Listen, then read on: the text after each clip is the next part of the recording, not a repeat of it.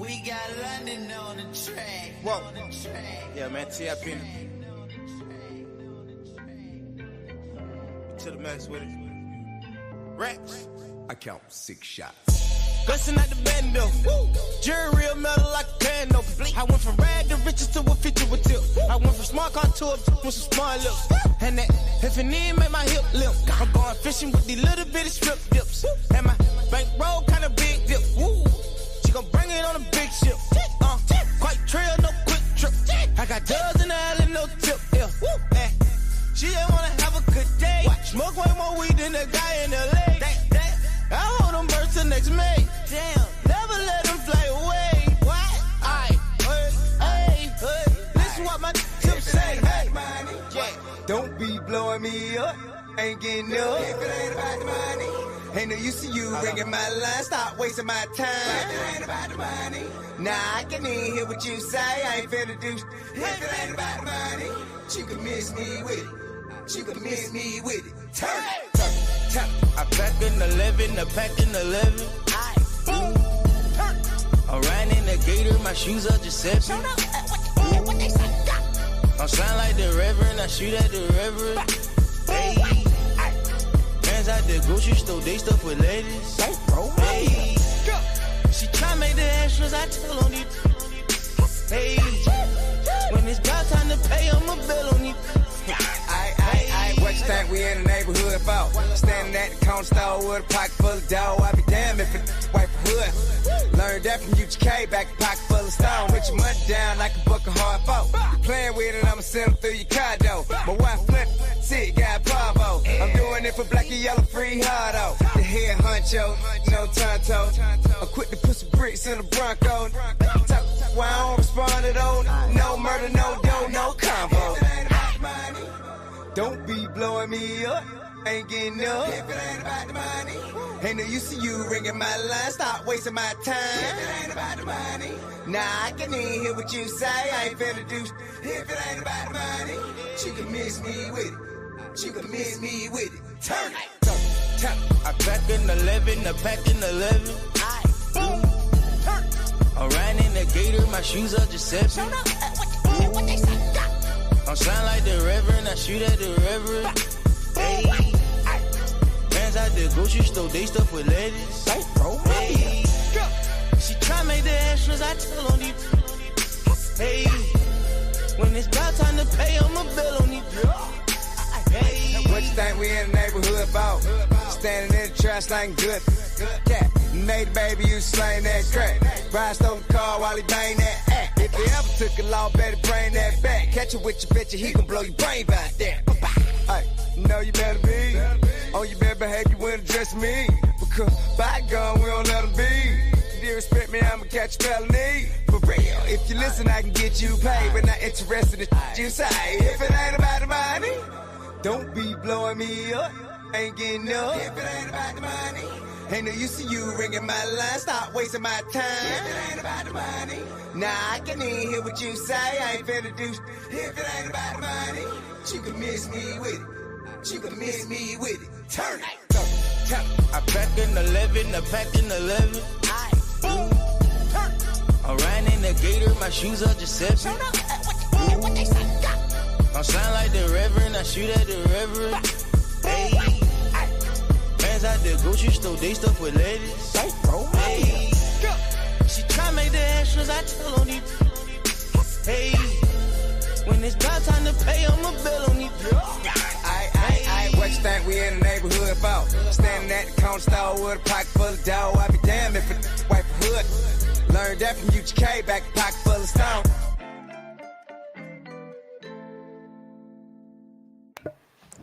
All right, guys. Thank you, and welcome to another Note to File Live. I hope you guys tune in at least for the music, bangers only. I'll keep the classical music on the audio podcast, but otherwise, like to have some fun with it. Dr. Fox, my man, how you doing? Hey, Brad. Hey, your transitions are getting much better. I think I nailed it that time. That's the first time. I think it took pretty awesome. 40 episodes, but finally got it down. So yeah, so taking a little different approach this week.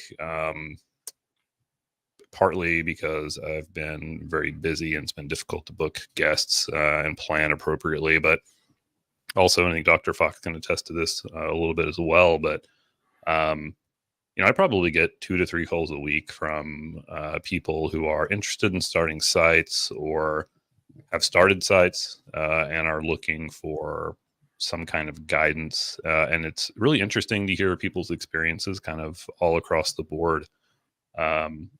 If you're out there listening, I'd really love to hear from you guys too. I'm going to just sort of share what my journey has been like over the last, 5.5 years, 6 years almost since I started. And, I'll also say this, like everything I've done is probably not the right way, quote unquote, to do things. There's a lot of ways to skin a cat. So certainly don't take this as the one, true way to do things. But I really just wanted to talk very practically because I think we see and hear a lot of theory and a lot of sort of smoke and mirrors. So I just want to kind of share, how I got here. And not that I'm, necessarily where I want to be yet, but I've been really lucky in a lot of ways to be where I'm at. So that's a very long preface. Anything you want to throw in there, Fox? Very similar. A few times a week, I get someone calling me, contacting me, messaging me. Hey, I'm this healthcare professional, and I've always wanted to do research. My community needs it. How do I start a site? Hey, I'm this business person, and I heard the research is booming, and I want a bunch of money. How do I start a site? Hey, I've got a private investor, and we need access to communities so we can grow our exit strategy. We want to start sites. All of these people across the industry with all of these different skills want to start a site. And they think that there's like this weird cookie cutter, give me the instruction manual so I can do it kind of an answer. And so Brett, how much of your time, because I know you're super busy, how much of your time do you allot to take those calls? I keep my calendar pretty open. First of all, I love talking about this stuff. I like sharing, what I've been through, the good, the bad, and the ugly. So, my calendar is fairly open, probably, more than it needs to be. But I feel like if in any way I can help anybody, that's the whole reason I'm doing this stuff. I don't generally do a lot of like self-promotion per se. I'm trying to learn. I'm trying to impart whatever small things I've learned along the way. And, hopefully they can, it could be useful for somebody. So it varies from week to week, but I almost never turn down someone who reaches out. I'll just shoot them my Calendly link. Yep. Let's do this. We go from there. Yeah. I think that you've definitely paid it forward a lot, Brad. I'll bet you because of the content you've created, there's probably people out there who are either inspired to be clinical research professionals or have gone the track and probably had an easier time than you did.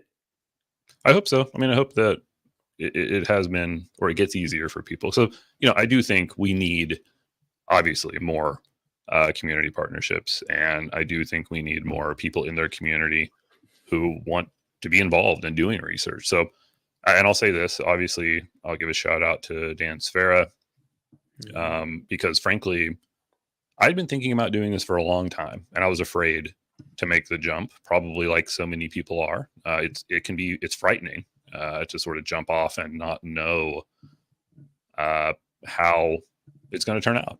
Frankly. And I watched a lot of Dan Sfera videos. I love Dan. We all talk a lot, but back then I was like, man, if this guy can do it, surely I can do it. Right.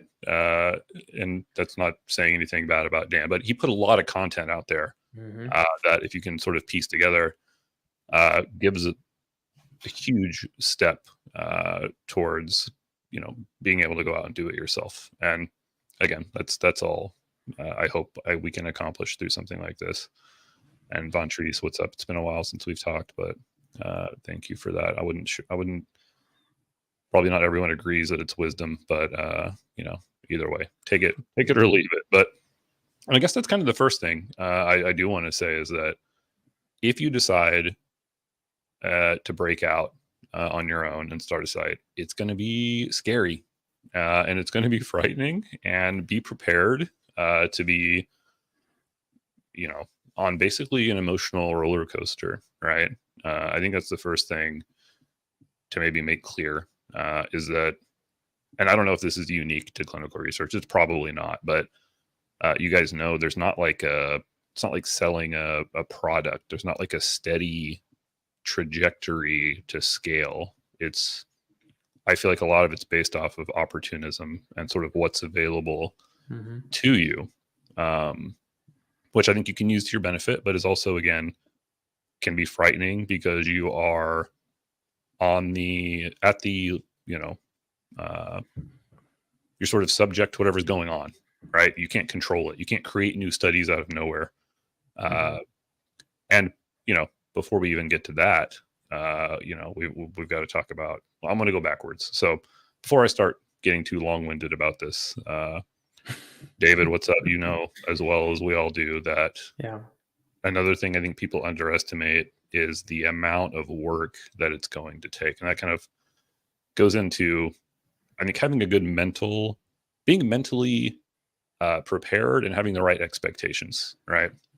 Don't think that you're going to pop off, get awarded 5 studies, enroll the crap out of them, and be a millionaire. It could happen, but it's extremely unlikely to happen. So, and I hear that from people. They're like, I started, a couple months ago, and we don't have our first study yet. And I'm like, well, no shit. It's going to take a while. Don't be afraid. Again, it's not impossible that you can get studies that quickly, but it's somewhat unlikely. Be prepared for a long and rocky road. So let me go backwards. One thing that I did was I did not quit my day job while I was trying to establish my own site.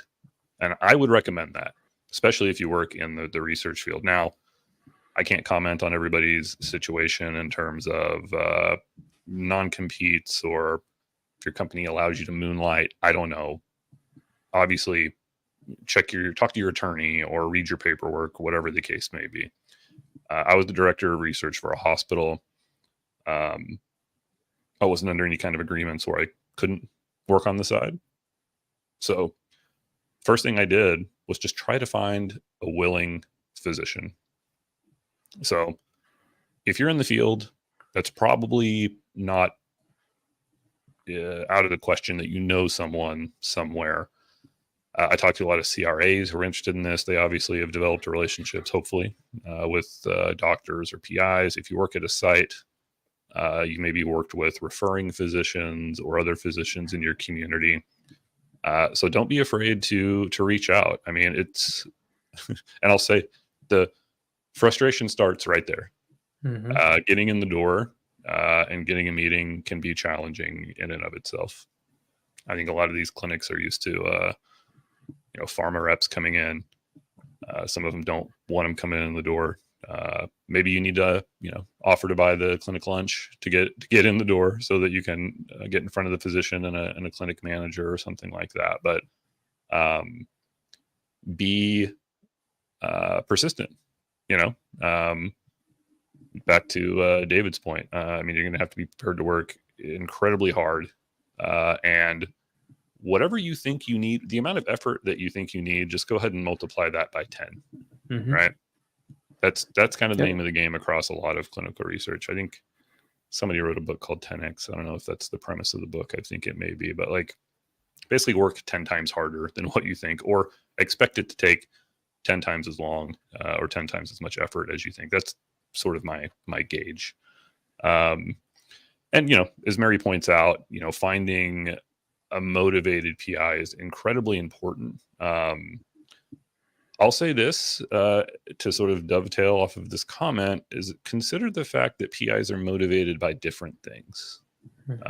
So while this statement is true, don't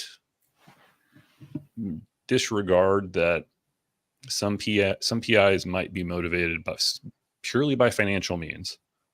Some may be motivated by accolades. Some may be motivated by pure altruism. Some may be motivated by having access to cutting edge treatments. Part of, I think, your job, if you're trying to get into these clinics, is to identify that motivation. Now, depending on what you think, you may not think that those that are there purely for financial reasons to make good partners, but I'll be honest with you, they absolutely can, as long as you do your job and ensure that they know they're going to have, oversight. They're going to have to be involved. And maybe, PI dynamics is almost its own conversation that I might break out into depending on how this works, because I feel like it's its own, almost its own realm. It's its own profession. It really is. You can turn PI recruitment into a full-time job for years. Yeah. Well, and that's why, I tend to bash on these big companies with a lot of money, but they're probably smart because they do have salespeople who know how to do these things. If you're someone like me or Dr. Fox or a lot of the people I talk to, you kind of have to be everything. You got to be a little bit of everything. Yeah. You have to be incredibly dynamic. And people may not believe this, but I'm pretty introverted. I don't like selling or, getting in front of people and really trying to, pitch them on something. Now, this has been the exception for me because I've just been incredibly passionate about it. So it's pretty easy for me to get in front of people and talk about the benefits. But it's something I had to really push myself out of my comfort zone in order to do. So again, be prepared for that too. And I talked about it. It can be extremely tough to get in the door. Think about a physician that maybe you already have a good relationship with and see if you can get sort of a word of mouth referral. I actually started with a physician that I had worked with previously who left the hospital I worked with. I actually didn't have a particularly good relationship with him before that. We had worked on some studies, but just because there was some familiarity there, I was able to, garner a meeting. And that's really all it took. To your point, I see this a lot in some of the clinics we're in. Pharma rep will show up with food, and it's really just like MAs lining up to get lunch. I'm not sure that they're accomplishing it turns into much. An expectation. It's just like they're conditioned to expect that. And one of the big challenges is not just finding that physician, but also finding that experienced physician. There's a lot of sites out there with inexperienced physicians who can't get the trial because they don't have the experience yet. Well, and so that's not a bad point. And again, I was lucky. I started with a physician group who did have a couple of very experienced PIs. Now, I don't think that's a absolute necessity. I think your job is going to be harder if you start with a naive physician. Again, I don't think it's impossible. It's not out of the question, especially if you bring a lot of experience to the table. I think you can oftentimes sell that experience. And then a lot of times, I found that if you really press a PI, you may be able to find some experience that they haven't noted elsewhere. If they were in residency or fellowship programs, give me something that you worked on so that I can get it on your CV and we can, start working with that. But I've worked with, naive physicians who I feel like we got the study simply because I was able to sort of talk the talk with the CRO or sponsor and show them like, hey, look, we know what we're doing here. Yes, this guy is naive, but, we've put him through city training. We've worked through, research, maybe if there's any kind of program you can get them to go through that'll help sort of bolster his, just showing that they're intentional, right? Not just sort of winging it. I think all that stuff can be extremely helpful too. And so this is something, a great call out, Todd, what's up? I think, is it Cedar Health? I believe Todd's with, which, very cool what they're doing. okay, being 100% transparent, what it means to be a PI in terms of responsibility and time commitment, not underestimating responsibility, coming back to bite you in the ass, which, and frankly, it's just as important for you as a site owner or research coordinator, whatever you want to call yourself. It's just as important for you too, because it's going to be just as big or more of a pain in your ass as it is for the PI. Now, this is always a tricky conversation, and I want to sort of touch on this too. Let's say you get in the door, right? I find you don't want to overwhelm them with, PI responsibility. I mean, obviously they need to know this stuff, right? But I feel like, especially on that first pitch or first explanation of what you're going for, or just even agreement in the concept of forming a partnership, I try not to get too in the weeds. Now, of course, they always ask, how much time is this going to take? Mm-hmm. And I'm honest with them. It's challenging to say. It's going to depend on the project, but what we're going to do is we're going to scope out each project as it comes. Mm-hmm. And we are going to, really dig into what that time commitment's going to look like, because let's also be really honest with ourselves. There's a spectrum in terms of PI involvement, right? Mm-hmm. And I haven't really cracked the code, but a PI can be very, very involved, or they can be hands off. Or it can be not very involved, or anywhere in between. And a study can be successful anywhere across that spectrum, depending on a number of other factors. And we can go into that more too as we get further into the conversation. But Todd, I do agree.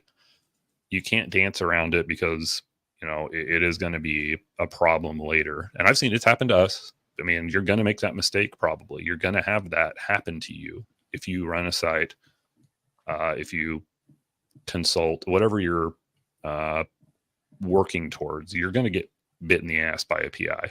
And I don't mean that in a way that blames PIs. I just mean that shit happens, and there will be sometimes mismatched expectations. So also be prepared for that. So, a question for you, Brad. When you approach these PIs, let's say your first one, and you say, hey, I want to start this project, I want to start this program, what questions did you have to be prepared to answer? So it was usually two questions. It was how much and how much time, right? That's it. That's almost Money always and it, is how much money can we make from this? Mhm. And how much time do you need from me? And those are almost always the two questions that never fail to be asked. And the answer for both is it depends. Yep. and I hate that, but I'm not going to lie to these physicians, because there's no point. And I'll tell them, you know what? You may not make a dime. Now, we can talk about this too, depending on what your model is for your site. In my model, we provide everything and we split study income. So I don't want that doctor spending a dime of their money. They're already busy. A lot of them, smaller practices, are strapped for cash. It just becomes a little bit less attractive for them if they have to invest some money. That's a complete no. No, thank you. If it's a risk to me, I don't want to do it. Generally, I find that to be the case. Yeah. And so I at least lead with listen, you're never going to lose a dime. You may lose some time. You may lose some energy, spent towards chasing some of these trials, but I'm going to bring every piece of equipment. I'm going to provide regulatory. I'm going to help recruit patients. I'm going to do all this stuff, and you're not going to spend a dime on it. And I think, for better or worse, if we want buy-in from physicians, we have to make it stupidly attractive for them. Yep. Right. And now that doesn't mean they can shirk their responsibilities. It does not mean that. But it does mean we have to make it easy, as easy as we can. Yep. And inexpensive, frankly. It's got to be both of those things. Let's say you got the PI, they're in it. You got one of the best PIs in the world, and they give you the thumbs up. So you're brand new, whatever. What's next in your? So let me actually. I want to address. So here, because Stephanie mentions attracting PIs. It's good to lead with a trial that helps their patients. And Alexandria mentions, how are you getting a study without a PI? That's the chicken or the egg. Oh my gosh. Yeah. You go up to a PI, you go up to a physician, you say, you want to do research? And they say, sure, sign me up. Give me the trial. You said, well, we don't have the trial yet. We need you to get the trial. Well, let me know when you have a trial, and then we can talk. So yeah, I came across this a lot early on. I used to get asked this question a fair amount, like, where do you start? Right now, for me, this was my approach. Was I go at least try to garner physician interest, right? And I say, listen, I don't want to sign any contracts with you right now. All I want to know is that if I can bring trials to you, can we partner on this? And all I need for them to say is yes. Now, is that the smartest way to do it? I don't know. Maybe not, but this is how I approached it, because I often felt as though I wasn't going to get study opportunities without a PI first. That was my thinking going into it. So I tried to get PIs to agree in concept, say, great, give me a CV, and I'm going to go. On top of that, obviously I tried to say, listen, do you have any MSL relationships that I can leverage? Do you have these sorts of things? And again, we can get kind of more into that as we, eventually get to the study part, or finding study part. But that was it. That's all I wanted. And I also think a lot of physicians felt good that they weren't being pressured into any kind of contract. It was more of like, look, you may not hear from me for a month. You may not hear from me for 3 months. You may hear from me next week, but I'm going to take your CV and I'm going to go try to find some study opportunities. What's your patient population look like? What are you interested in? And then sort of use that in my approach in identifying studies or trying to find study opportunities. So that was my approach. Again, it's very soft, sort of a soft sell. And look, if you never hear from me again, all you did was waste 10 minutes of us having this conversation, 20 minutes, whatever the case may be. So Brett, when you were going to these PIs, did you have any infrastructure developed yet? Like, did you have a building? Did you have facilities? Did you have anything put together before you approached PIs? No, not at the time. At the time, I did have to ask for my physicians, like, look, I need a small space in your office. I need a small space somewhere in your clinic. And that can be a deal breaker as well. So something you do need to get out. And thank you for bringing that up, because that's obviously a fairly important thing to make clear in the beginning. And, look, I've been in offices where we've got a tiny storage closet. We may be working out of an exam room, but we've made it work. It can work under a lot of different circumstances. So don't let that scare you. But again, it's that, look, once we get rolling, we're going to need a small amount of space. And I started out in a 10 by 10 room, just me in a 10 by 10 room. That was it. We were able to build, off of that. This is interesting, and sorry if I'm sort of going to be all over the place here. It's a lot to cover, and this is fairly just sort of off the top of my head here. But and I've heard of this. Yes. Yeah, I've never done this. I know that there are some people who basically spin off like a series of LLCs that are like half PI and half SMO, or whatever you want to call it, partnerships. I wanted to keep it simpler and cleaner and not have a whole bunch of different entities running around. I don't want to have a bunch of ownership to deal with. I just have a single member LLC, and I contract with the PIs. And then we work through each study budget independently, or we have sort of a standing deal, depending on the relationship with the clinic. And look, if you have a very involved surgical trial, or if you have a very simple drug study, like those are going to involve different payment schema, for the physician. So oftentimes we find we're sort of going to each individual budget and then, negotiating from there with some parameters in place. Yeah. And to answer, so Kelvin, yes, that is a common practice for a lot of sites that do not have the equity to start in the beginning.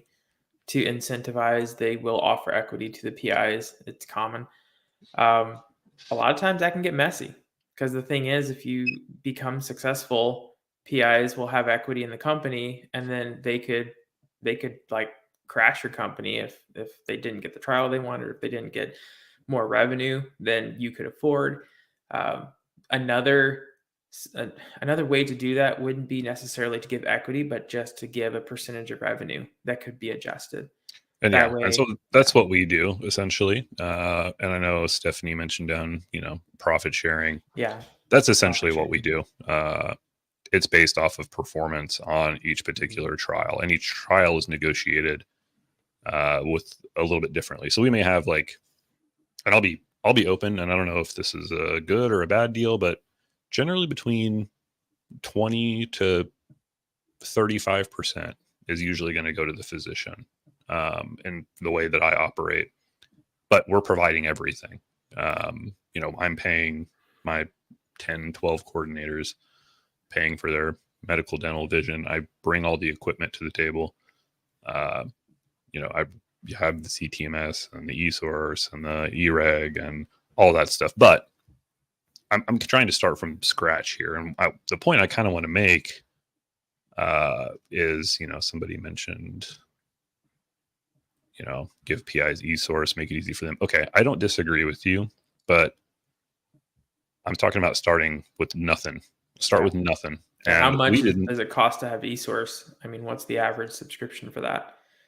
If you Yeah, I have want. to, yeah, And when I started, it doesn't have to be expensive. It really doesn't. And that's another point I want to make, is that, you can buy all the equipment that you really need for simple drug studies for, I don't know, $1,000. That's been my experience. And again, everyone can correct me if I'm wrong, but you can get a small refrigerator, a small freezer, buy some equipment. Oftentimes there's some stuff you can piggyback on in the clinic if you need to. You don't have to run right out of the gate. Start with what you have and build from that. Now, again, I saved up some money simply because I quit my job once things started to take off, but I knew I would not be paying myself for some time.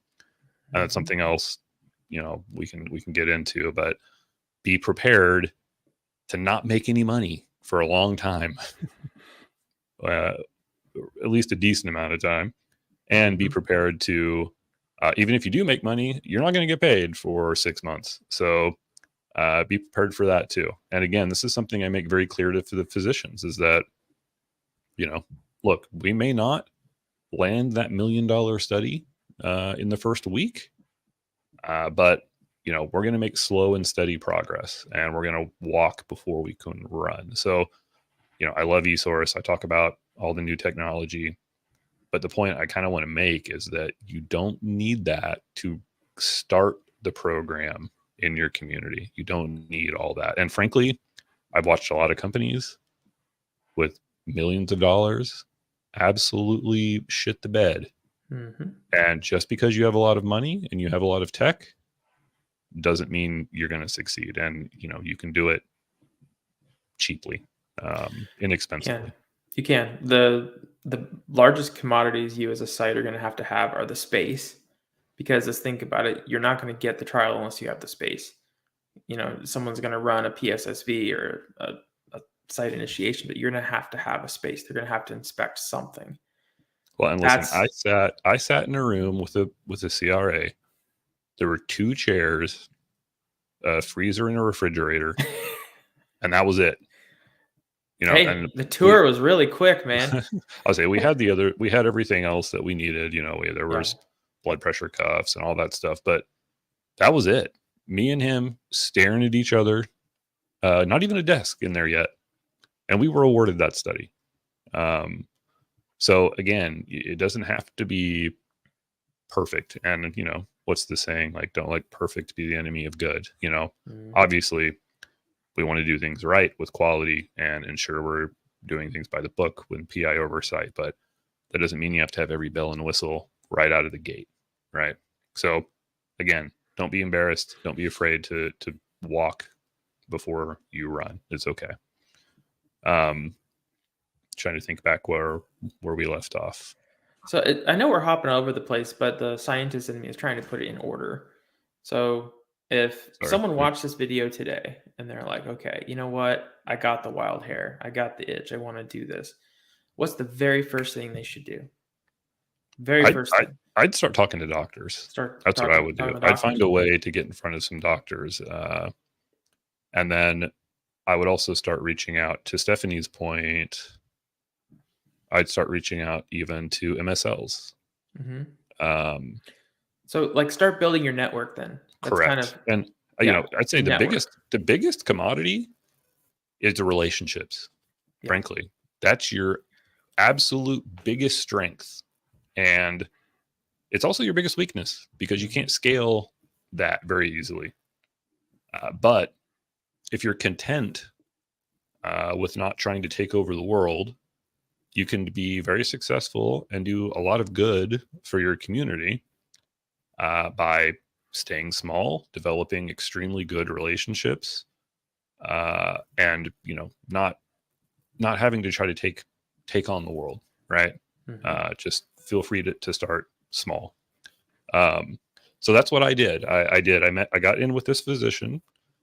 I got them one study. It wasn't very good, but even to go back before then, let me circle back a little bit. I still had my day job.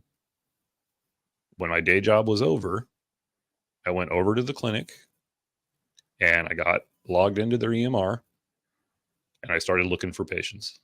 And I would stay there until 10 o'clock some nights, looking through the calendar to try to find patients. Now, yes, there are fancy AI technologies that you can integrate into EMR. There are, advertising you can do. But for better or worse, I've yet to find a more successful way, not efficient, but successful way than finding a patient who's coming in to see their doctor, mm-hmm. talking to their doctor and saying, listen, Mrs. Jones is coming in at 11 o'clock. She looks like a really great candidate for this study. Would you speak with her about it? I will be in the exam room right next to you. When you're done, send her over to me, or whatever the case may be. Again, it doesn't have to be exactly like that, but I've not found a higher hit rate than doing exactly that. Now, is that the smartest, most efficient way to work? Probably not. But in the beginning, it can get you where you want to go. And look, nobody wants to do that, right? It's a pain in the ass. It's a lot of time. It's a lot of effort. It sucks, but that's what it took for us to be able to, start to grow and get to the next level, right? So when you're sitting in that room with that CRA and you get awarded the trial, was it just you to begin with? Like you were doing everything? Yeah, it was just me. Just you? How long did it take you to get what you needed to hire someone? And maybe the question is, the hiring process is scary. So when you're ready to hire someone, what do you do? I know it's different for every state, but what did you do to start hiring people? How did you? So it took me about a year to bring somebody on full time. And I found someone that, again, I used relationships. I had somebody I knew who I had worked with, who was a coordinator. And actually I managed her. She had 15 years of research experience or something insane like that. She had been at it for a long time, but she was looking for a change. And I had to say, listen, I can't pay you very much, but I think we have a really big opportunity here. Would you like to come over and help build this thing with me? I went and got an account with Gusto, which is very cheap. It has payroll services. And I've used Gusto ever since. It manages just about everything on the sort of HR side. And it really wasn't that complicated, to be perfectly frank. It takes care of a lot of that stuff for you.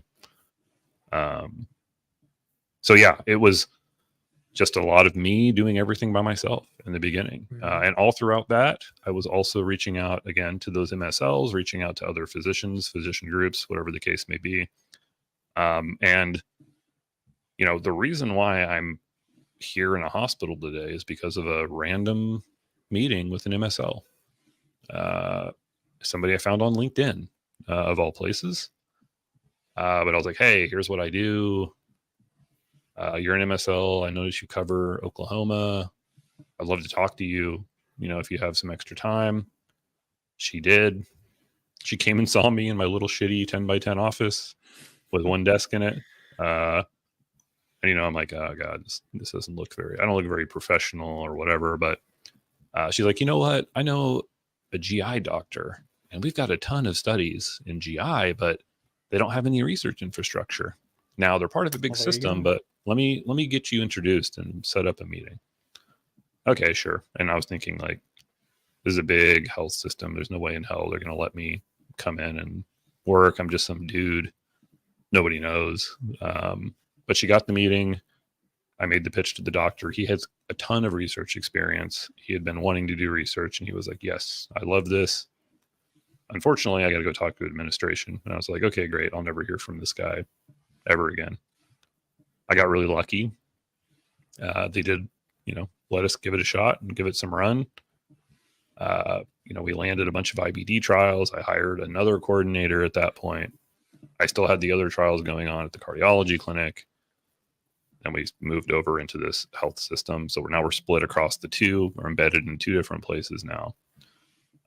It took us a couple of years of working on IBD trials and showing some success before the system was like, oh, well, maybe there's more to it. You guys are actually making us some money. We have, you know, all these other therapeutic areas. And I was like, yeah, I know. I've been begging you for a year now to let us in. And then they finally did. And now, you know, we're in just about every therapeutic area. Now I skipped a bunch of steps there, so sorry about that. But yeah, I mean, that was took about a year basically. And then, yeah, the hiring process was, I guess, you know, your question, I'm not sure if you mean in terms of like finding the right person or what it means to actually like hire and onboard and pay someone. But, you know, for the former, it's, you know, leverage your relationships again, find people you've worked with and trust over the years, especially in the beginning. And this is a mistake I see people make, is that they're like, yeah, I got this doctor, I'm working with him, and I hired 2 coordinators, but we don't have any studies yet. I'm like, don't do that. Don't do that. I know that nobody wants to necessarily, you know, be getting their hands dirty or, you know, doing, you know, the work. They want to be the boss. That's why a lot of people want to start a site, but at least in the beginning, understand that like you're going to be it. You're it. You are HR, you are BD, you are regulatory, Your you finance. are PRC, you are finance, you are all those things. And be prepared to, you know, be able to do that. Now, you don't have to be perfect. It's okay. But again, for me, someone who, you know, really had no means to do it otherwise, it's perfectly acceptable. It's okay. But you can't shy away from that. I think people have set themselves up for failure by trying to sort of offload the work before there's any work to do. Get in there and build it. Plus, you are going to learn so much by doing it. And that's going to help you down the road. You're going to be interacting with clinic staff. You're going to be interacting with the PI, the CRA, the sponsor. You're going to be, you know, learning how to make better hiring decisions. You're going to learn where training gaps exist. You're going to learn these patient populations extremely well. You are going to learn things that are invaluable that you simply cannot learn, I think, through any other way. Right. And hey, guess what? It's going to take time and it's going to suck.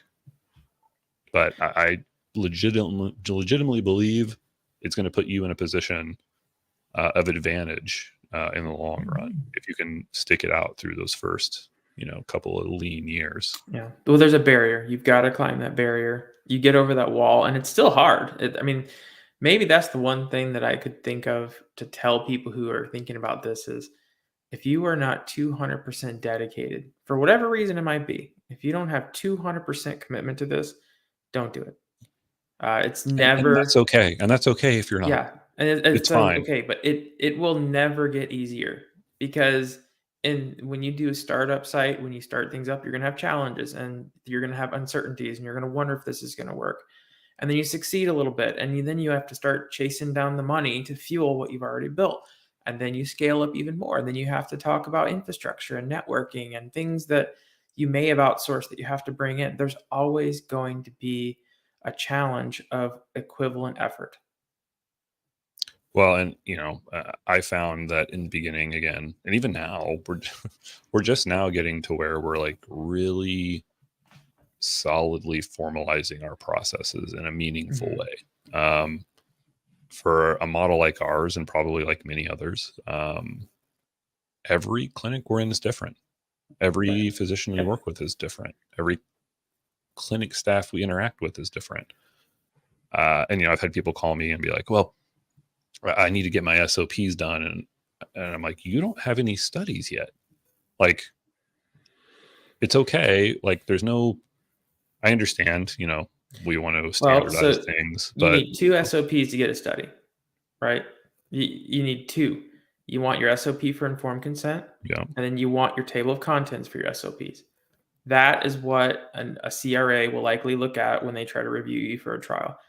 You can build the rest as you go. Now, I wouldn't put it off too much because they're SOPs for a reason, and eventually you're going to need them. But sure. Realistically, if you think about it, an SOP manual is designed to coordinate efforts between many people. And if it's just you, you got to have a little bit of a foundation, but don't put too much effort into it. Well, and odds are it's probably going to change. I was going to say, I mean, often I always had the fear of pigeonholing myself into a process only to find that like it didn't work, and I would want to immediately change it. And then pretty soon I've got 6 amendments of my own SOPs. I don't even know what I'm doing. So, I mean, to your point, frankly, we got by for a long time with just an informed consent SOP, and the rest were, what's your drug destruction policy? Well, we prefer to send it back to the sponsor, but if the sponsor insists that we destroy it, then we will. And I'm happy to write a note to file that reflects that for now. Yep. And is that perfect? No, it's not. And that can be better articulated in SOP over time. But I wouldn't waste my time doing it. If you got extra time, sure, write up SOPs, go wild. I'm not going to stop you. But learn what the hell you're doing before you try to stamp a standard, operating procedure over it. So here's something that's gone through my mind. I've lost sleep over it, and I'm sure that you'll understand. But when it comes to operating a site, you have a bunch of different resources or silos that you have to manage at the same time. One is bringing in the trials. The other is doing the trials. And you've got regulatory, and then you've got finance, and you've got all of these different things. If you were to say, okay, I want to grow a site, which one of those are the most important thing? What should you focus on to be really good at as a priority?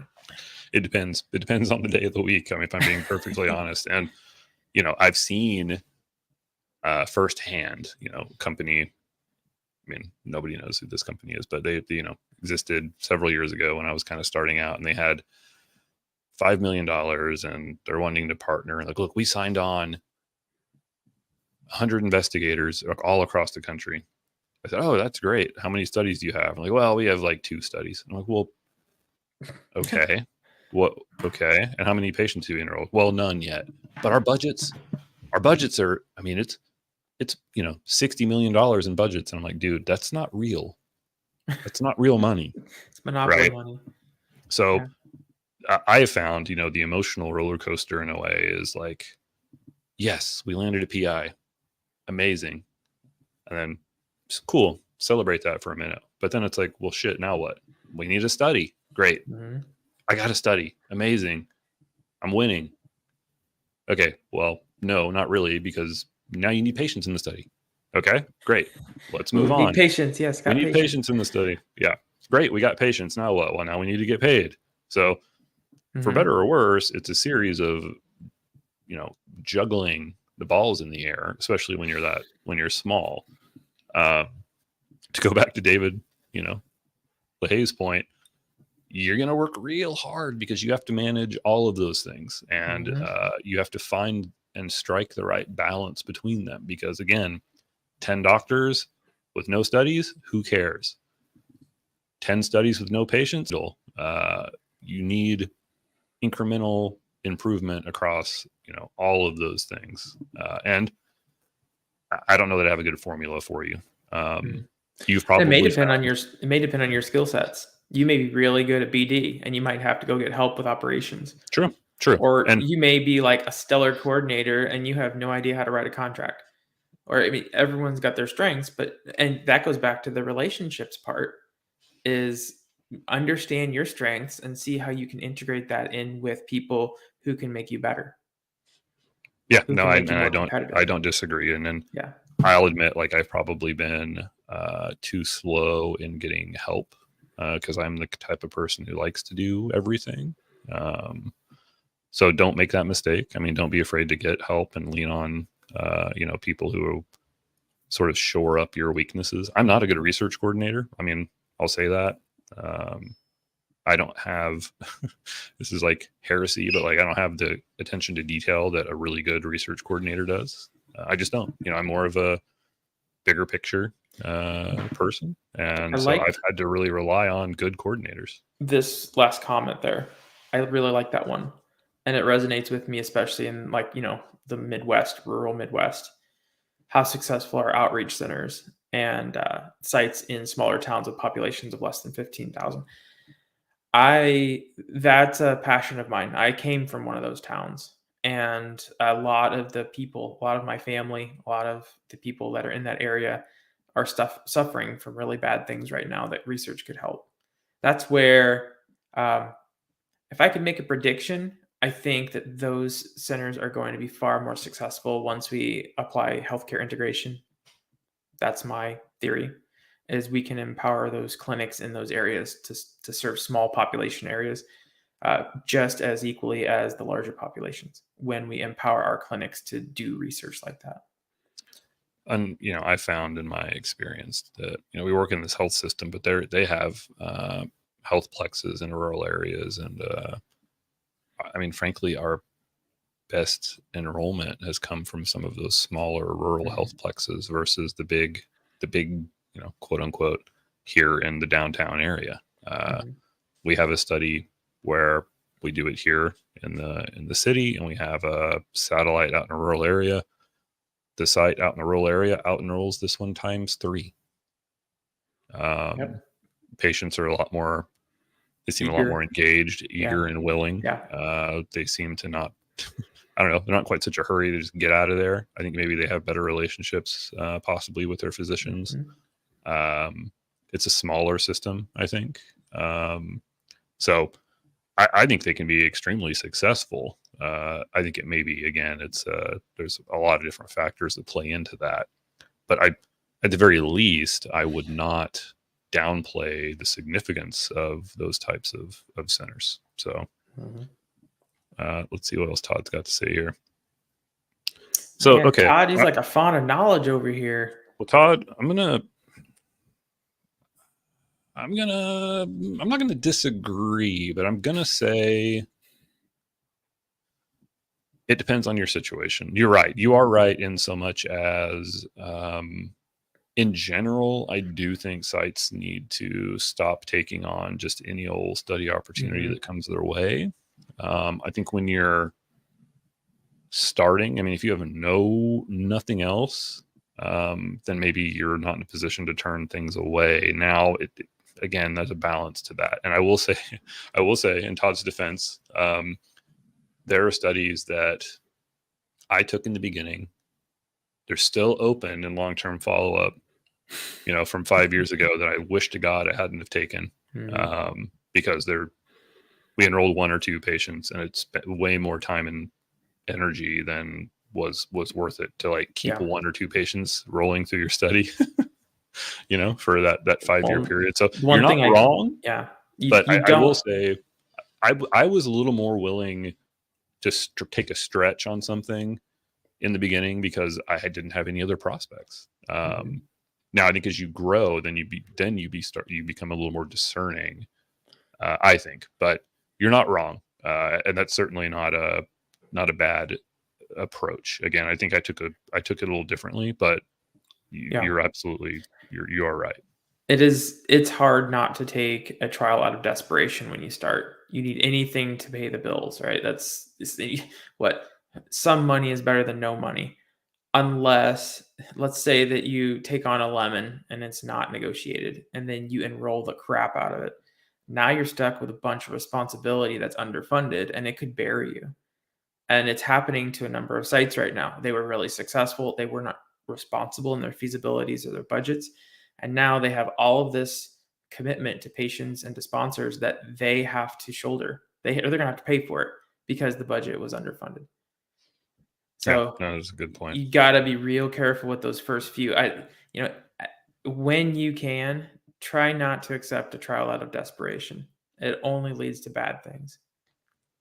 So there's a lot of interesting comments here. I would satellite is the wrong word, but yeah, we can talk about that. That's So really I don't know. I think I don't know that that's the wrong way to say it.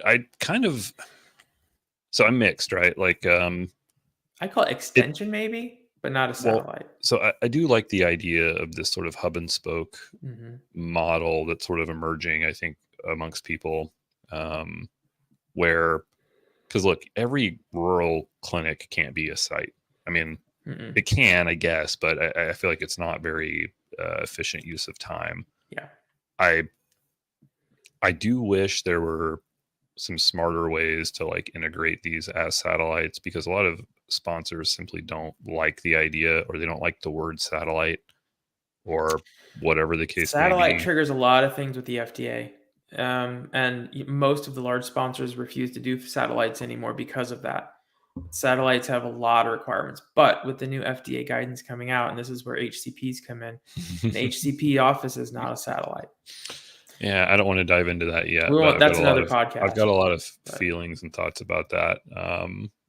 And I think it's definitely a good topic for another podcast. But you're right. I mean, I do think they're trying to address this through the DCT guidance. I mean, I don't even know that it needs.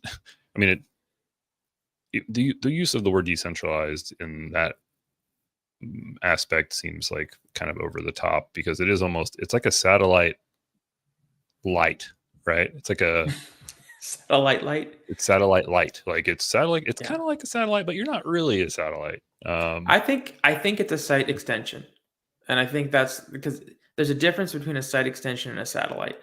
Satellite functions as its own operating entity, maybe like a diet site.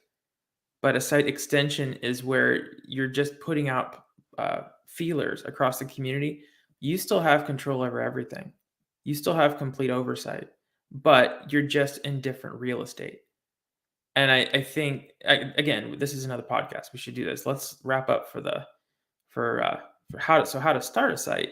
And I know we're coming up to the end of the hour. I realized, and I already knew it, but networking is key for everything that you do. So maybe that's the foundation to start with, is maybe even just start talking to other sites to learn from them, see how they did it, talk to your community, see even what the interest is. What if your community isn't interested in the research? Then why are you even doing it? Perform due diligence. Talk to people. Yeah, I think it all goes back to it goes back to the relationship building. Yeah, and look, that's not going to be that's not going to happen overnight. It's going to take some time. And, I'm frustrated by some of the things I've heard and seen where, these site, I don't know what you call them, site networks or SMOs, they sign up physicians and then they burn them, or they leave them out to dry. Yep. Or they send them a bunch of equipment and then they never follow through. Mm-hmm. And then they take up a bunch of their clinic space. They don't allow them to make a living, and then they expect them to pay to be part of this trial thing. It can be predatory. I don't know if it was intentional, but it can be predatory. Well, my thing is that it leaves a really bad taste in the mouth of these practices. And like I've approached practices like, oh no, we dealt with so and so before. Yep. They didn't do anything for us. All they did was ship us a bunch of fridges and freezers. We got a study, and I never heard from them again. And they took off with startup money, whatever the case may be. And I feel like you just kind of like muddy, or you like poison the well, right? Against, what would have otherwise possibly been great physician partners. I don't know. I hate to see that. And I've seen it, probably far too often. So it's an interesting like thread emerging in the comments, and maybe like this. Stephanie and Todd, like maybe you guys come on and talk about this, and even Lee, because I feel like it all kind of dovetails together. The concept of like the DCT trend, are we meeting patients where they are? What is even a site anymore? I'm not against, and maybe to people's surprise, like I'm not against DCT. I think there's a lot of great things there. I also think people just need to recognize that I think it's going to be more challenging to pull off than what some are making it out to be. And that's a good point. With the emergence of this DCT guidance coming out, the processes of starting a site could be very different. It's true. Well, I mean, again, you may be able to do more with less. And obviously that's a good thing. No one's against more access for patients. No one's against any of that stuff. I think, especially smaller sites, I think it again, we've dabbled with it. You've dabbled with it too. I think, we've kind of had some of the same experiences, but you still are basically managing a site, but it's not a site, right? Yeah. And then it gets really muddy for a number of again, this would be a different podcast, because I think there's a lot to sort of unwrap and sort of peel the layers back on this. And I think it's fascinating, and it's a conversation worth having. Especially admittedly, I just binge read the guidance and all the guidances behind that, and so I'm all fired up about this DCT thing right now. But nice. I think I finally figured out a way to make it work, at least for my situation. Yeah. Well, and maybe that's it. Maybe I need to just shut up and like figure out how to make it work for me. I mean, I'm going to regardless, but that doesn't mean I don't have like a million questions, because, again, how much time sites have spent getting chewed on for all kinds of little things. And then it's like, well, oh no, now they can just go do this thing over here. You're like, well, what? Yeah. I don't know. It is tough to like flip the switch in your brain. If you've been doing things, more fairly traditionally. Again, I think that'll change over time. I am confident of that, but it's still, I think, raises as many or more questions than it answers at this point, I feel. Oh, and you're right. And everyone's going to have to figure it out. I noticed the other thing that was really concerning is I started looking at all the FDA guidances, and they have drafts dating all the way back to like 2021. They were never published as final, which means, who knows when this thing's ever going to become a final. Everyone said December, but you could be relying on this draft for a very long time. I mean, am I wrong? Like, we're almost already too late. I feel like for isn't telehealth like starting to decline at this point? Like, the emergency's over. We sort of like missed the boat, I feel like, and not that these technologies aren't still perfectly valid to be used like in a clinical trial context, but like, I feel like in terms of trying to piggyback off of what was happening, it's like, well, okay, that's over, So is it too little too late? And again, surely not. I know that's oversimplifying, but it just feels like a classic thing in clinical research. Like, okay, well, we're 3 years behind, Honestly, sorry about that. Looking at the current budget negotiations, I can say that it's going to be over a lot faster, because now the budget negotiations, the values are starting to go down. When they go down, the desire to innovate is going to go down. So we're just going to go back to the same old, because of the money that's going to be given to sites. So it Yeah, is very it will be. disheartening to a point. Well, we'll see. So, Well, yeah, I guess let's wind down on this. And Mhm. I don't know how far we even really got. I really just wanted to get across in the beginning here about, find a physician, create a relationship, set expectations, be prepared to work your ass off for an indeterminate amount of time, but it can be done, and it can be done without uh, a whole lot of resources. It can be done without raising $20 million, having a C-suite full of people, and having 4 layoffs every year. You don't have to do that. You can make a difference in your community, and you can have an impact on clinical trials. And that's what I really want to empower people. I think as much as we can to continue to do that. And look, I am encouraged. I do, again, the fact that I get these calls tells me that people want to be doing this stuff, Mhm. and I think that's incredibly important, that we keep marching on in that direction. So we'll pick this up and Yep. we'll do another part. And Yeah. I'm sorry that it's not horribly well organized, but that's why I tell you, that's why I'm not a good research coordinator. I think the other thing I could say, and I'm not going to plug any exact names, but the free things that you can get as a site to help you now are just rampant. They're different now than they were even 2 years ago. So there's support out there as a community site. All you have to do is just network, talk around, talk to other sites, see what they use, and then explore it. Well, and I think that's the thing. Most of the people you see out there creating content, even if they're being negative and making silly memes, like, they will talk to you. I will share everything I've ever used with you and tell you about it. And, I want us all to succeed. So don't be afraid to reach out and ask and network. And to your point, there's free tools. There are free tools that aren't research specific that you can use, to help manage and organize your business as you try to grow it out. So be constantly learning and evolving your processes, and that's been the biggest thing for me. And frankly, that's what I love about it, is that I get to try something out. Okay, how did that work? Well, I hated it. Okay, let's try something different. Or this works. Okay, how can we make it work even better? Or how can we bring this process over to this study or to this clinic and make it work?